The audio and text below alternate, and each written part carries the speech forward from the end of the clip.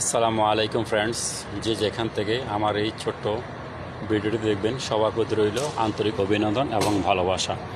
সেই সাথে সবাইকে জানাচ্ছি ঈদ মোবারক, ঈদের শুভেচ্ছা। ছোট দুটি কথা বলার জন্য কাজের পাকে আসলাম। আসলে ঈদ আসছে, ঈদ যাইতেছে। যাই হোক, আমরা যারা প্রবাসে আছি আমাদের কর্মজীবনটা ঠিক এভাবেই যাচ্ছে।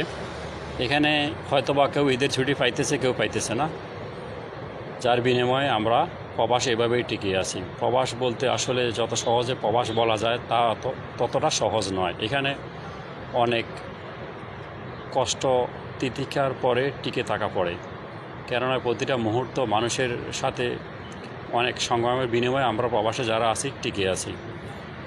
যে লোক প্রবাস বা বিদেশে আছে সে বুঝতেছে প্রবাস, আসলে প্রবাস নামটা কি। যাই হোক, ঈদের দিনে আপনাদেরকে দুটি কথা বলার জন্য আসলাম। প্রবাসীদের পক্ষ থেকে আপনাদের জানাচ্ছি আন্তরিক অভিনন্দন। সেই সাথে প্রবাসীদের সুখ দুঃখের কিছু আলোচনা তুলে ধরলাম। আশা রাখি সবাই নিজেদের মন্তব্য করবেন এবং লাইক এবং কমেন্ট দিয়ে পাশে থাকবেন। সবাই ভালো ও সুস্থ থাকবেন। ঈদ মোবারক। আসসালামু আলাইকুম।